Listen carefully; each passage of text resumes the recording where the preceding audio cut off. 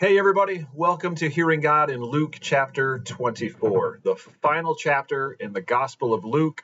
But as we know, this isn't really the final chapter because Luke wrote two volumes. The second volume, which is the Acts of the Apostles, which could actually better be described as the Acts of the Holy Spirit, but we'll get into that on another day.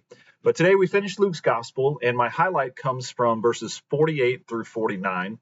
The context is Jesus appearing to his disciples after his resurrection, and he recounts to them the truth of his crucifixion and resurrection as a fulfillment of Old Testament prophecy. And so he's proving all this to them, connecting the dots, and they're very excited. And he says to them in verse 48, "You are witnesses of these things."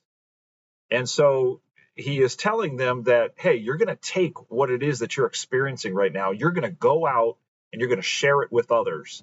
And of course, we know about the Great Commission, where he tells them to go into all the world and make disciples of all nations, baptizing them in the name of the Father and the Son and the Holy Spirit, and teaching them to obey all that I command you. And so they have this wonderful mission to fulfill.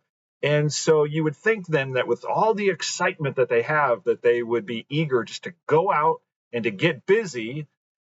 For 3 years, Jesus had been preparing them for this moment. The time had come, except it hadn't. It wasn't yet time, because in verse 49, Jesus says these important words. He says, "And behold, I am sending the promise of my Father upon you, but stay in the city, stay in Jerusalem until you are clothed with power from on high."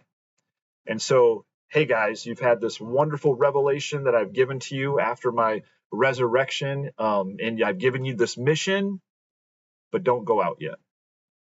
Don't go out because you can't do this in your own strength. Rather, you need supernatural power that can only come from the Holy Spirit that I'm going to send in just a short time from now. And so these words of Jesus, and we're moving into application now, he's pointing ahead to Pentecost and saying, hang out here until you receive the power that's going to come at Pentecost, which was a one-time historical event that accomplished several different things. Number one, it marked the birth of the church, which is very important, and also the indwelling of the Holy Spirit in every believer. No longer would there be a temple of bricks that would house the presence of God. Now we are the temple, and the Holy Spirit indwells us. We are the temple of the Holy Spirit, both personally and collectively as the church. And so these important things happened, but this empowerment came at Pentecost as well. So it was a one-time historical event, and so we are under no sense to try to duplicate Pentecost. There will be no other Pentecost. However, the principle of Pentecost, as it relates to the disciples and as it relates to us, I think is still very much at play. There is a sense in which we all are to wait for the power of the Holy Spirit before we rush out in an effort to do God's work and to fulfill his mission in our lives. John chapter 15, verse 5, when it's talking about the vine and the branches, it says very bluntly, apart from abiding in Jesus and the vine, we can do nothing. And so in this personal application point in my Hear Journal, how often, even in ministry, especially in ministry, have I gotten in a hurry and rushed to get out and to do the work of ministry without waiting to be clothed with power from on high.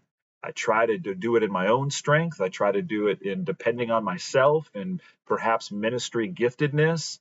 And then I wonder, lo and behold, why I don't see supernatural fruit result. And it's because I have violated this principle that Jesus was giving to the disciples: stay, wait to be clothed with power from on high. And so again, while we don't try to duplicate the one-time historical event of Pentecost, the principle of waiting for Holy Spirit empowerment is absolutely applicable to our lives today.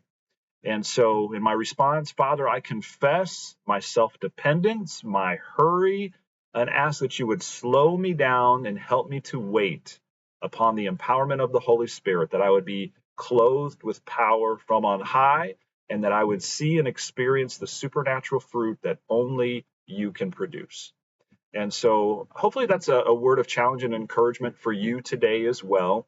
I believe we are so well intentioned. We want to do great things for Jesus, but it doesn't work that way. We must wait for Holy Spirit empowerment and for Him to bear fruit through us, for Him to do the work through us. And so if we're in a rush to go out and try to do it ourselves, it's not going to work. And so Jesus told them, and He tells us, wait to be clothed with power from on high.